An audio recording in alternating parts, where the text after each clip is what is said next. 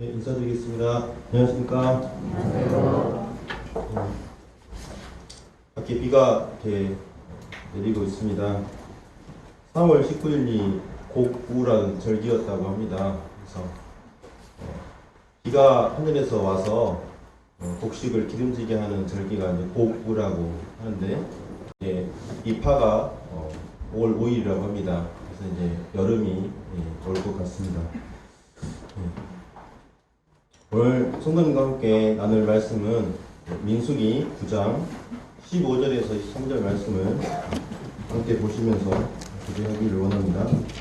제가 한 절 읽고 성도님 한 절 이렇게 돌아가면서 읽어보도록 하겠습니다. 15절. 성막을 세운 날에 구름이 성막 곧 증거의 성막을 덮었고, 저녁이 되면 성막 위에 불 모양 같은 것이 나타나서 아침까지 이르렀을 때, 항상 그하여 낮에는 구름이 그것을 덮었고 밤이면 불 모양이 있었는데, 구름이 성막에서 떠오르는 때에는 이스라엘 자손이 곧 행진하였고, 구름이 머무는 곳에 이스라엘 자손이 진을 쳤으니 이스라엘 자손이 여호와의 명령을 따라 진행하고 여호와의 명령을 따라 진을 쳤으며, 구름이 성막 위에 머무는 동안에는 그들이 진영에 머물렀고, 구름이 성막 위에 머무는 날이 오래일 때에는 이스라엘 자손이 여호와의 명령을 지켜 행진하지 아니하였으며, 혹시 구름이 성막 위에 머무는 날이 적을 때에도 그들이 다만 여호와의 명령을 따라 진영에 머물고 여호와의 명령을 따라 행진하였으며, 혹시 구름이 저녁부터 아침까지 있다가 아침에 그 구름이 떠오를 때에는 그들이 행진하였고, 구름이 밤낮 있다가 떠오르면 곧 행진하였으며, 이틀이든지 한 달이든지 1년이든지 구름이 성막 위에 머물러 있을 동안에는 이스라엘 자손이 진영에 머물고 행진하지 아니하다가 떠오르면 행진하였으니, 곧 그들이 여호와의 명령을 따라 진을 치며 여호와의 명령을 따라 행진하고, 또 모세를 통하여 이르신 여호와의 명령을 따라 여호와의 직임을 지켰더라. 23절까지 읽었습니다. 성도님들은 신앙생활을 한마디로 정의를 한다면 어떻게 정의를 하시겠습니까? 여러 가지로 이렇게 정의를 할 수 있겠지만, 저는 이번 코로나19를 이렇게 경험하면서 함께 모이지 못하고 모든 것이 멈춰지는 이러한 상황을 경험하면서 신앙생활은 기다리는 삶이다. 기다림이라고 이렇게 한번 정의를 내려보았습니다. 오늘날 살아가는 이 현대인들은 어떤 것을 기다리는 것에 대해서 굉장히 어려움을 겪는 것이 현대의 사람들이라고 합니다. 그래서 최근에 있었던 일만 이렇게 생각해 보면, 어떤 지도층에 있던 한 사람이 한마디의 말 실수한 걸 가지고 청와대에 있는 국민청원에 올려서 자신의 그 사과를 받는 이러한 모습들을 우리가 볼 수 있었고, 또 우리가 커피숍이나 이런 데를 가서 이렇게 보면은 누군가를 기다리는 사람들을 보면 가만히 기다리지 못하고 끊임없이 핸드폰을 이렇게 꺼내서 가만히 이렇게 기다리지 못하는 이러한 모습들을 우리는 발견할 수가 있습니다. 그러나 성경은 그리스도인이 인내하면서 기다리는 이러한 삶에 대해서 우리에게 교훈하고 있는 것을 볼 수가 있습니다. 또 실제로 수많은 그리스도인들이 이 기다리는 삶을 실패함으로 인하여서 신앙생활에 실패를 경험하는 이러한 부분들을 우리가 볼 수가 있습니다. 그래서 오늘은 성도님들과 함께 이 그리스도인의 이 기다리는 삶에 대해서 함께 교제를 나누고자 합니다. 먼저 제가 이렇게 그리스도인이 기다리는 삶을 이렇게 두었을 때 두 가지의 그 기다림이 있다라는 것을 생각하게 되었습니다. 첫 번째 기다림의 종류는 바로 우리 인생의 시기마다 또 삶의 영역마다 찾아오는 기다림이었습니다. 그래서 예를 들어서 시험을 앞두고 시험을 준비하는 이러한 기다림의 삶이 있고, 또 직장을 준비해야 되는 직장을 준비한 이러한 시기 가운데서 우리가 기다리는 이러한 삶이 찾아오면서 오고, 또 우리가 결혼을 앞두고 기다리는 이러한 시간들이 있습니다.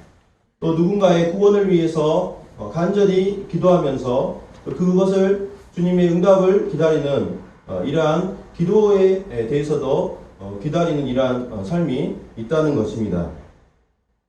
그리고 두 번째 기다림은 세상 사람들은 결코 갖지 못하는 우리 그리스도인만이 갖고 있는 특권이라고 할 수 있는 주님께서 다시 오시는 것에 대해서 주님이 약속해 주셨는데, 여기에 대해서 우리가 기다리는 삶을 살고 있습니다. 특별히 우리가 코로나19를 이렇게 경험하면서 정말 전염병이 이렇게 확산되고 세상이 이렇게 힘들어지는 이러한 모습을 보면서 정말로 주님이 오시기에 가까웠다라고 하면서 어떤 성도님이 이렇게 이야기하는 통화한 적이 있었는데, 이러한 주님의 다시 오심에 대해서 기다리는 삶에 대해서 우리가 한번 이렇게 생각해 봐야 되지 않을까 해서 이 두 종류의 기다림에 대해서 성도님과 함께 교제하기를 원합니다.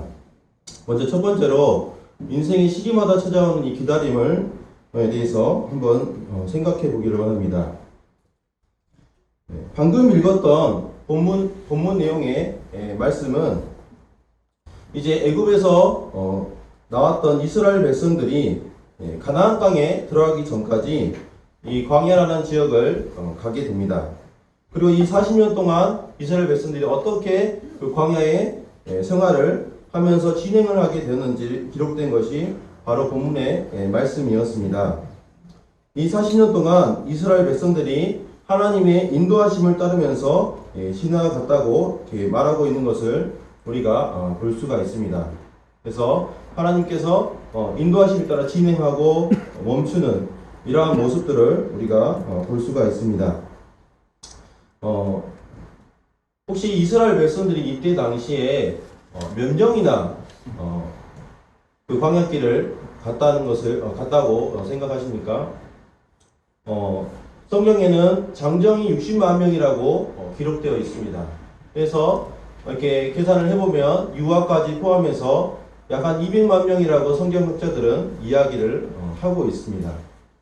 근데 이 인구가 어느 정도냐면 우리 광주 시민이 제가 최근에 이제 조사를 해보니까 145만 명입니다. 광주 전체 시민이.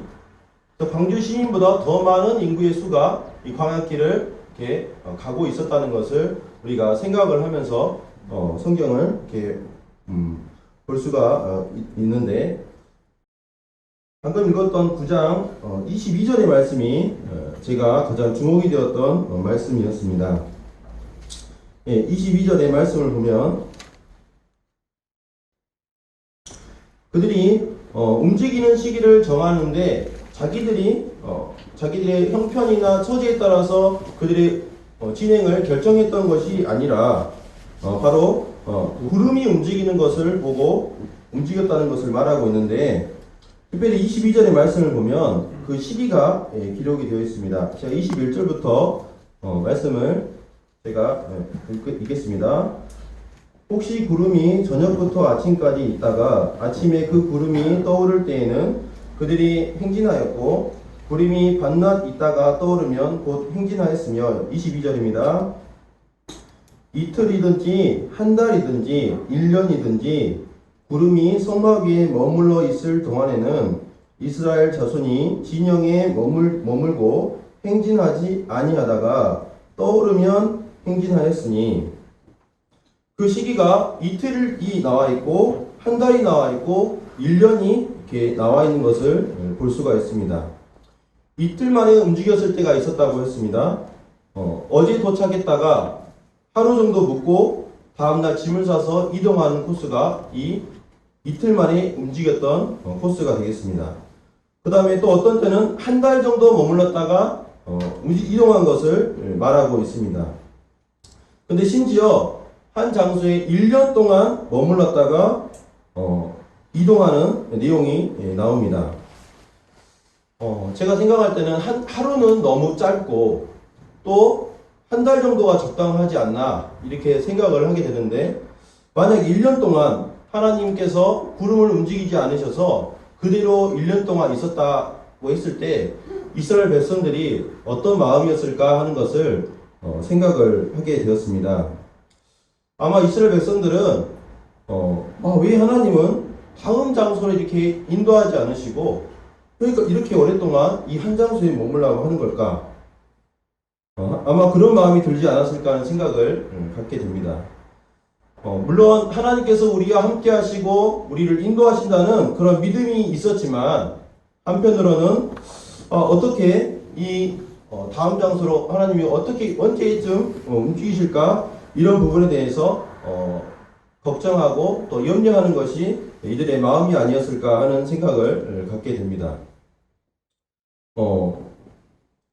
왜 우리는 하나님의 때를 기다려야 할까요? 왜 하나님께서 그 인도하심을 따라서 우리는 거기에 기다리면서 움직여야 할까? 여기 대해서 본문의 말씀을 보면서 세 가지 일을 생각해 보기를 원합니다. 우리 역시도 코로나의 일을 경험하면서 함께 모이지 못하고 기다리는 그런 상황들이 있었습니다. 약 한 달 정도 이렇게 되었고, 그것을 결정하였을 때 성도님들 모두가 기다려야 되는 이러한 상황에 놓이게 되었고, 저를 포함해서 많은 성도님들이 여기에 대해서도 답답한 마음이 있지 않으셨을까 하는 생각을 갖게 됩니다. 그렇지만 우리가 하나님의 때를 기다려야 하는 여기에 대한 이유를 한번 생각해 보겠습니다. 첫 번째는 우리가 생존하기 위해서 하나님의 때를 기다려야 한다는 것입니다. 여기 민수기 9장 15절에서부터 23절에 있는 말씀들을 살펴보면 구름이라는 단어가 가장 많이 등장하고 있는 것을 볼 수가 있습니다. 총 몇 번 기록되었을까요? 정답은 앞에 있습니다. 10번 나왔습니다. 15절에 구름이라는 단어가 한 번 나왔고, 16절에 또 한 번, 17절에 두 번, 18절에 한 번, 19절에 한 번, 20절에 한 번, 21절에 세 번, 22절에 두 번. 이 구름이라는 단어가 계속해서 반복해서 기록되어 있는 것을 보게 됩니다. 이스라엘 백성이 성막을 완성하여서 하나님께 봉헌한 이후에 하나님께서는 성막 위에 바로 구름을 두셨습니다. 하나님께 이 구름으로 그들을 인도하신 이유는 광야에는 뜨거운 햇빛을 가려줄 나무 그늘이 전혀 없기 때문입니다. 낮에는 그 뜨거운 햇빛에 광야는 달구어지게 되고, 햇볕을 즉시 이렇게 받게 되었을 때 얼마 가지 못하여서 지칠 수밖에 없는 이것이 광야의 길인 것을 우리가 생각하게 됩니다. 제가 최근에 이제 이스라엘을 갔다 오면서 마사다라는 곳에 지점에 높은 지대에 있었는데 거기에서 직접 찍었던 사진입니다. 이 광야의 여정 가운데 뜨거운 햇빛이 이렇게 내리쬐는데, 이 사진을 보시면 사이에 이렇게 검은색으로 되어 있는 부분들을 우리가 볼 수가 있습니다. 왜 이것이 검은색이냐면 바로 하늘에 구름이 있는 지점이 바로 이 검은색의 영역인 것입니다. 그래서 이 검은색의 이러한 그 그늘진 이곳에 머무르게 되었을 때 시원함을 느끼고 그 생명의 위험으로부터 벗어날 수 있는 것입니다. 우리가 이 그리스도인 역시도 기다려야 되는 이유는 바로 우리의 생명과 강건함을 위해서 필요하다는 것입니다. 구름을 바라보면서 하나님께서 자신들의 생명과 건강을 지켜주시기 위한 것임을 그들은 알게 되었고, 그래서 하나님의 인도하시는 때를 기다릴 수 있었던 것입니다. 우리가 하나님의 때를 기다려야 되는 첫 번째 이유는 바로 우리를 보호하시는 하나님과 또 우리의 강건함을 위해서 하나님께서 배려하신 것을 우리가 염두하기 때문에 바로 하나님의 때를 기다려야 한다는 것입니다. 다음으로 두 번째로 하나님의 때를 기다려야 하는 이유는 바로 하나님의 인도하신 때에 기다려야 하는 그 이유는 바로 순종을 위해서라는 것입니다. 본문에 기록되어 있는 말씀에 구름 다음으로 많이 등장하는 단어가 뭐냐면 여호와의 명령이라는 단어입니다. 총 8번 기록되어 있는 것을 볼 수가 있습니다. 18절 이스라엘 자손이 여호와의 명령을 따라, 또 19절에도 여호와의 명령을 따라, 20절에도 여호와의 명령을 따라가 2번 기록되어 있고요. 이 3절에는 여호와의 명령을 따라서 라는 기록이 3번 나와 있는 것을 볼 수가 있습니다. 이스라엘 백성들은 하나님의 명령에 따라 움직였던 것이었습니다. 그리고 하나님의 명령에 따라 멈추어 서서 기다렸던 것입니다. 그들에게는 명령권이 없었고 오직 하나님이 그 명령권을 가지고 계셨다는 것입니다. 우리 역시도 예수 그리스도께서 우리를 죄에서 구원하시기 위해서 보신 구원자일 뿐만 아니라 우리를 명하시고 인도하실 수 있는 그런 명령권을 가지신 주인이시라는 것을 우리는 성경을 통해서 발견하게 됩니다. 그래서 우리의 주인이신 그분의 명령을 따르는 그것은 당연한 것이죠. 그래서 순종하기 위해서, 하나님의 명령을 순종하기 위해서 우리는 하나님 때를 기다려야 한다는 것입니다. 세 번째는 하나님의 임재를 누리기 위해서 우리는 하나님의 때를 기다려야 한다는 것입니다. 우리가 읽고 있는 이 민수기의 말씀을 앞장부터 천천히 이렇게 보시게 되면 이스라엘 백성들이 대열을 갖추고 진을 치는 것을 우리가 볼 수가 있습니다. 이 대열의 가장 가운데, 가장 중앙에 있었던 것이 바로 뭐였냐면 성막이었습니다. 이 성막은 한마디로 그냥 텐트에 불과한 것이었습니다. 그렇지만 이 성막이 특별했던 이유는 하나님께서 거기에 임하시겠다고 말씀하셨기 때문에, 하나님의 임재 때문에 그 성막이 특별했던 것입니다. 그런데 이 성막에서 하나님께서 이스라엘 백성들과 만나 주시겠다고 약속하셨기 때문에 이 하나님의 이 성막을 떠나는 순간 하나님의 임재를 경험하기는 어렵게 된다는 것입니다. 우리가 하나님의 임재를 경험하기 위해서 반드시 이와 같이 하나님의 임재가 있는 그 하나님의 인도하심 안에 우리가 거할 때, 우리가 그 안에 기다리는 삶을 살게 될 때 우리는 하나님의 임재를 경험할 수 있다는 것입니다. 정리해서 말씀을 드리자면 하나님의 때를 기다려야 하는 3가지 이유는, 첫 번째는 하나님의 보호를 받기 위해서입니다. 두 번째는 우리 주인이신 하나님의 그 명령을 우리의 순종하기 위해서 우리는 하나님의 때를 기다려야 한다는 것입니다. 세 번째는 하나님의 임재를 우리가 풍성하게 누리기 위해서는 이와 같은 경험하는 삶을 반드시, 기다리는 삶을 반드시 살아야 한다는 것입니다. 성경에 이렇게 보시게 되면 이 기다리는 삶에 대해서 성공하는 예와 실패하는 예들을 우리가 많이 볼 수가 있습니다. 특별히 이 광야의 길을 가면서 기다리는 삶을 승리하였던, 성공했던 예와 그렇지 못했던 예를 함께 살펴보기를 원합니다. 먼저 기다림의 성공의 삶을 살았던 인물인 모세를 함께 살펴보기를 원합니다. 그는 어떻게 이 광야길을 가면서 기다리는 삶을 살았는지 한 장 이렇게 넘기시면 민수기 10장 35절과 36절의 말씀을 제가 읽어드리겠습니다. 10장 35절. 그가 떠날 때에는 모세가 말하되 여호와여 일어나사 주의 대적들을 흩으시고 주를 미워하는 자가 주 앞에서 도망하게 하소서 하였고, 36절. 그가 쉴 때에는 말하되 여호와여 이스라엘 종족들에게로 돌아오소서 하였더라. 방금 읽었던 이 말씀은 이스라엘 백성들을 광야길을 가게 될 때 그들을 지도했던 사람이 바로 이 모세였습니다. 누구보다 이 모세는 200만 명이라는 이 이스라엘 백성들을 가나안 땅으로 인도하는 일에 책임감을 가졌던 사람이었습니다. 그는 이 막중한 책임감으로 이스라엘 백성들을 위해서 기도하게 되는데, 이 하나님의 그 구름이 인도함이 있을 때, 진행하게 되었을 때와 또 하나님의 구름이 멈추었었을 때 그들이 모세가 했던 기도의 내용이 다르다는 것을 우리가 볼 수가 있습니다. 그는 항상 이렇게 기도하는 모습을 보게 되는데, 먼저 35절에 기록되어 있는 그 말씀은 구름이 움직였을 때 모세가 했던 기도이고, 36절의 말씀은 이 구름이 멈추어서서 기다림의 삶을 살아야 했을 때 모세가 했던 기도의 내용이 되겠습니다.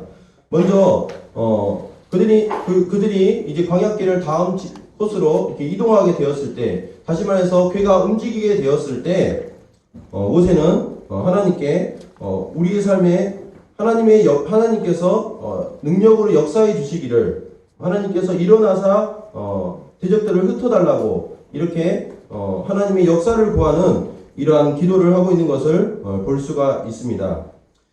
그러나 반면에 36절의 말씀을 보면 궤가 쉴 때에 바로 이스라엘 백성들이 움직이지 않고 정체되어 있는 이러한 모습을 경험할 때 이 모세는 여호와여 이스라엘 종족들에게로 돌아오소서라고 기도하고 있는 것을 볼 수가 있습니다. 다시 말하면 하나님께 이스라엘 백성들을 살펴달라고, 이스라엘 백성들을 향해서 다시 돌아와 달라고 회복을 위해서 기도하는 이러한 모습을 보게 됩니다. 그 이스라엘 백성들이 움직이는 그런 진행의 순간에는 하나님께서 역사해 주시기를 기도하고, 그렇지만 잠시 멈춰서서 기다리는 삶을 살아야 했을 때는 하나님의 은혜를 구하면서 회복을 강구했던 이 모세의 모습을 우리가 볼 수가 있다는 것입니다. 이 모세의 이러한 기도의 삶을 통해서 결국 모세는 하나님 앞에 어떠한 평가를 이렇게 받게 되냐면, 신명기의 말씀들이 전부 다 이 모세가 고별 설교하는 이러한 내용들이 되겠는데, 그 신명기 마지막 장을 보게 되면 모세에 대해서 하나님께서 어떻게 평가하는지 우리가 볼 수가 있습니다. 한번 신명기 34장으로 한번 보시겠습니다. 신명기 34장 7절의 말씀을 제가 읽겠습니다. 모세가 죽을 때 나이 120세였으나 그의 눈이 흐리지 아니하였고 기력이 쇠하지 아니하였더라. 10절에 있는 말씀도 한번 보겠습니다. 그 후에는 이스라엘에 모세와 같은 선지자가 일어나지 못하였나니 모세는 여호와께서 대면하여 아시던 자요. 이 모세에 대해서 하나님께서 그의 그 기다리는 삶에 기도하는 가운데 그 걸음을 걸었던 이 모세를 향해서 120세의 나이로 죽게 되지만 그 눈이 흐리지 아니하였고 그와 같은 선지자가 일어나지 못하였다고 하는 이러한 부분들을 보게 됩니다. 우리 삶에 기다림이 필요하게 될 때 이런 모세와 같이 하나님을 향한 회복을 위한 간구의 시간을 갖는 것이 필요하다는 것을 생각하게 됩니다.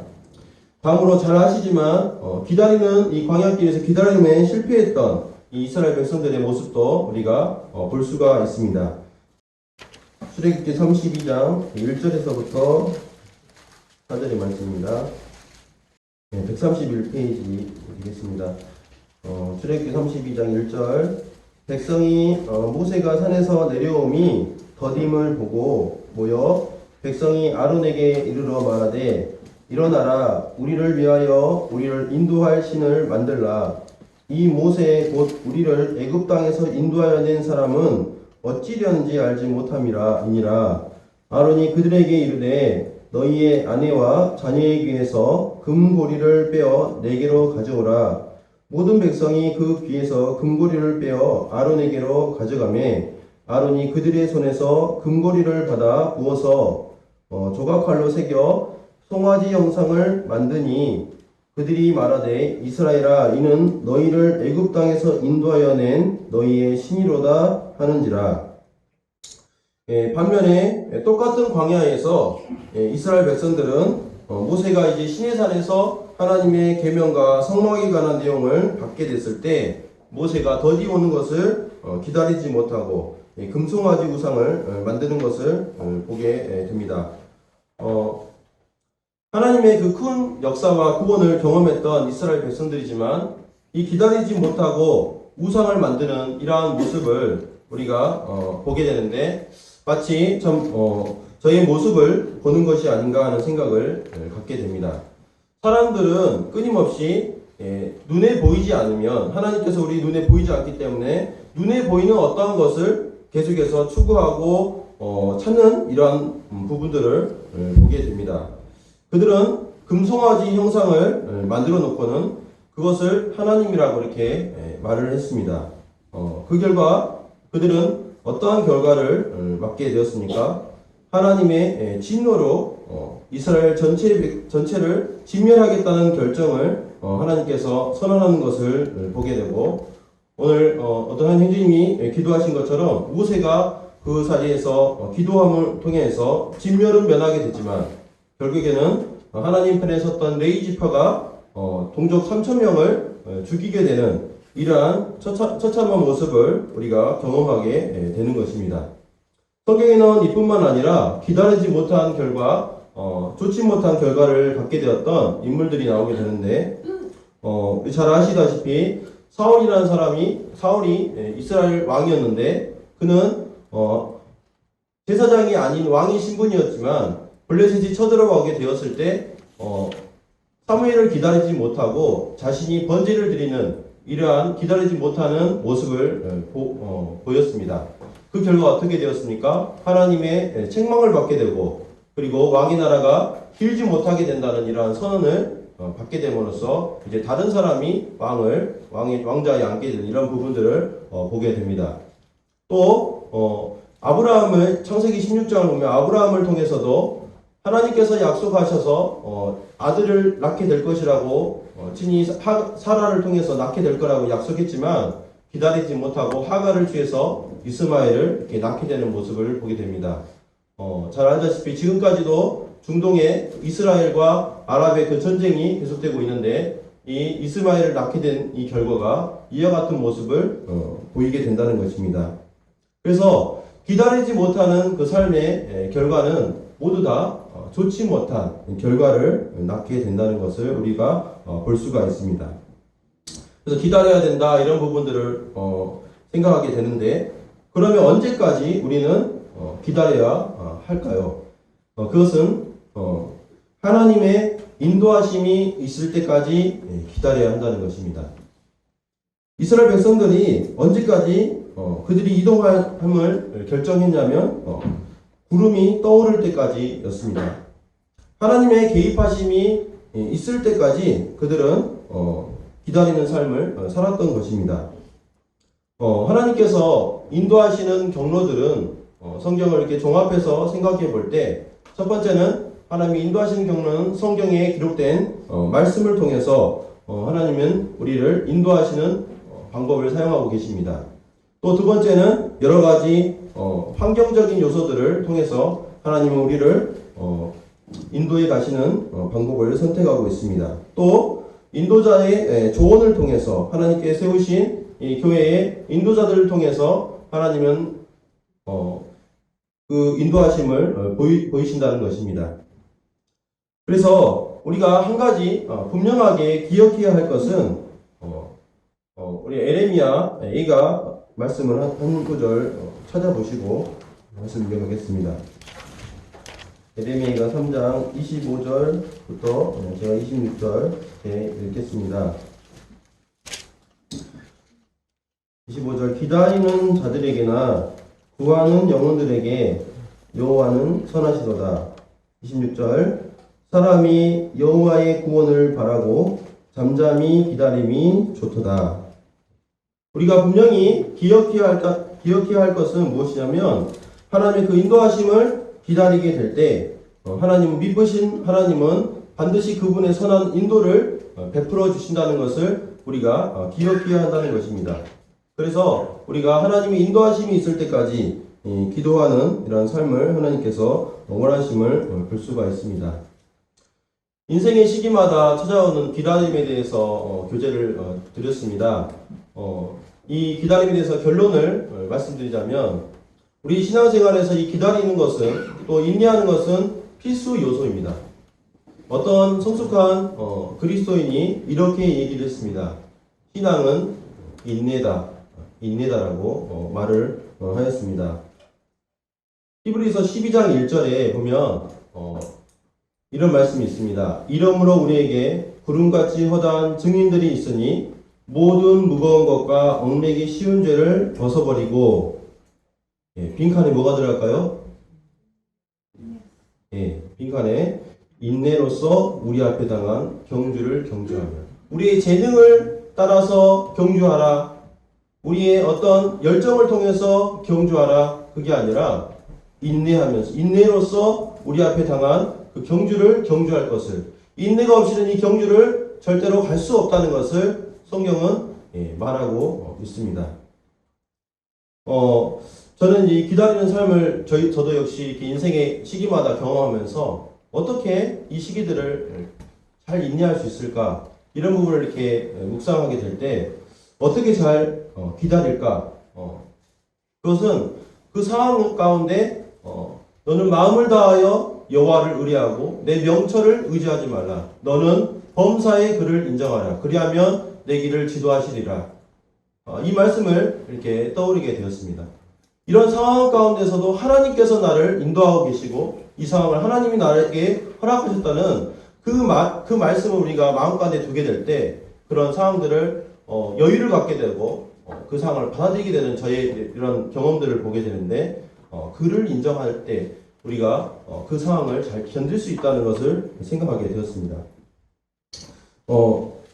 제가 두 번째 기다림에 대해서 말씀을 드렸었는데, 코로나19를 경험하면서 주님이 다시 오신다, 이런 부분들에 대해서 우리가 생각하게 되고, 주님께서 다시 오신다 했을 때 너는 기다리라고 이렇게 말씀하고 계시는데, 제 마음 가운데 이제 이 부분들을 생각하면서, 그러면 어떻게 하는 것이, 어떻게 기다리는 것이 하나님께서 원하시는 그 기다리는, 주님이 다시 오시는 삶에 대해서 어떻게 기다리는 것이 주님이 원하시는 것일까, 이런 부분들을 이렇게 생각하면서 이렇게 말씀을 이렇게 상고하게 되었습니다. 주님이 오신다고 해서 어떤 획기적인 어떤 다른 지금의 삶을 다 팽개치고 주님의 오심을 기다리는 이러한 것을 하나님께서 원하시는 것인가?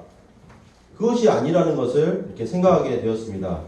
그것은 성실하게 일상의 생활들을 하면서 지금 여기 아래에 기록되어 있는 두 가지의 것들을 하나님께서 요구하신다는 것을 생각하게 되었습니다.